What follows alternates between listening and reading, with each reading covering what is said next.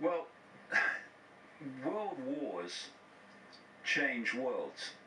And if you have a global agenda, then global problems allow you to offer global solutions. And if you look how the world was transformed by the First World War and the Second World War, the world was a completely different place after both of those wars. And the idea all along has been to have a third world war to complete the transformation into a global state with a world government and a world army dictating to the global population.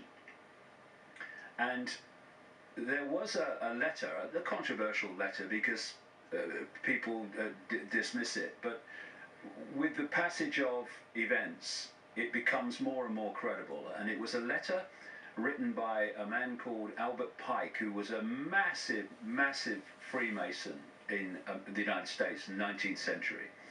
And it was to another Illuminati infamous character called Mazzini, Giuseppe Mazzini. And it detailed 3 world wars that would transform global society. And the first one described it in the terms that happened. The second one it described in terms that it happened. But, you can say, well, it came to light later, so, maybe they just put that in and faked the accuracy of the first 2 wars. So the credibility of what it said lies in what it said about the Third World War. And it talked about creating a conflict between the Muslim world and what it called political Zionism. And people will say, well, that's got to be a fake because there was no Zionism when that letter was supposed to be written. Well, this is an agenda that's projected a long way forward. This is why Aldous Huxley, Brave New World, and Eric Blair, George Orwell, 1984, who knew each other. Huxley taught George Orwell French at Eton College, where the royals go, and they knew each other and they became friends. And from the same sources, not least the Fabian Society in Britain, they understood the projected agenda. And we're talking there in 1932 that Huxley's book was published, 1948 that Orwell's book was published, and they are describing the society that's unfolding today at that time. And there are many, many other examples of people predicting the future who were insiders, who have turned out to be incredibly accurate. So the idea that David Icke would know that this Zionist movement was coming and that the establishment of Israel was coming is very credible when you look at the background evidence. And of course, Zionism was established not that long after this letter was supposed to be written. And so he was talking about the Muslim world being brought into a war with the political Zionism, what today we call Israel, and that this would, in my terms, create a vortex that would draw in the world, in our terms, America, the European Union, NATO, into this war. And what you have now is a situation that this ISIS group has come out of nowhere, in effect, incredibly well armed, incredibly funded. I mean, I've seen figures like $2 billion at its disposal. And it's walking into towns in Iraq and taking them over. It's established itself at the key border crossings into Syria and into Jordan. And it's all happened really fast.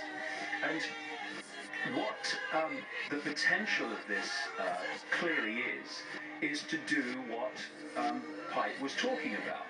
Because I've said in my books for years that the plan was to create a massive divide and rule conflict between the Shia Muslims and the Sunni Muslims. I mean, I know it's hard to believe for anyone frickin' sane, but this argument over, this ancient argument over who should, be the natural successor to, the rightful successor to Muhammad and all that stuff, has created this enormous schism. And schisms are there to be manipulated and exploited by these people. So what you have, therefore, is this ISIS that suddenly appeared with its grotesque violence that is representing Sunni Muslims. And then you have the regime currently in Iraq that is representing, in effect, Shia Muslims. And you have, just across the border, the center of the Shia Muslim world, and that's Iran. Iran, 89% I think it is, of Iranian Muslims are Shia.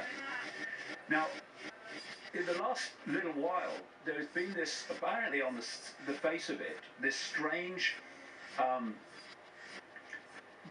change of direction by America in terms of Iran. They've spent all these years with Israel saying, you know, we must take out their nuclear facilities and these sanctions against them, and all their terrible.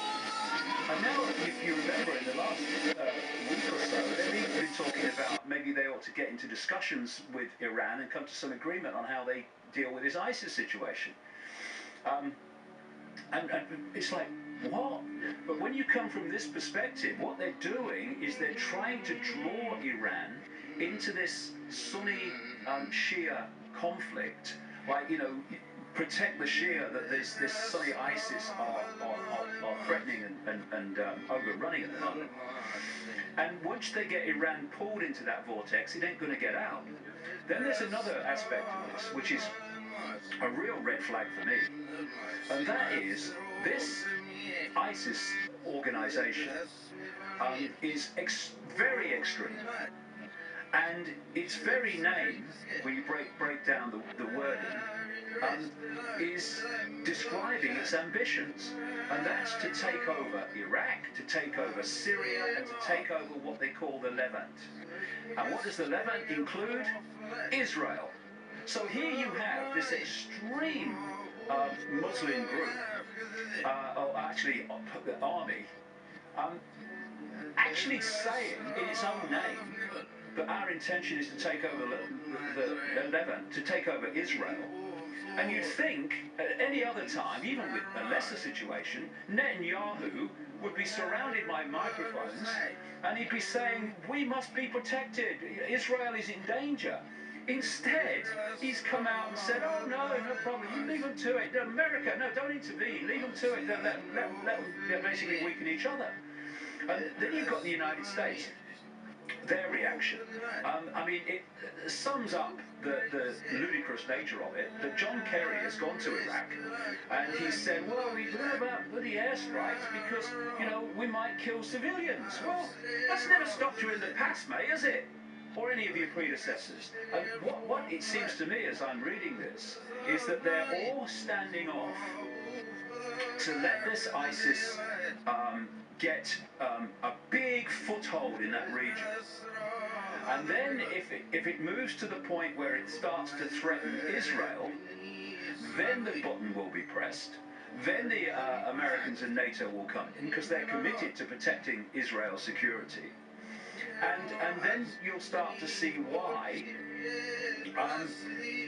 that sliver of land called Israel, with less than 8 million people, has one of the best equipped armies in the world and a nuclear arsenal. Because what Pike was talking about was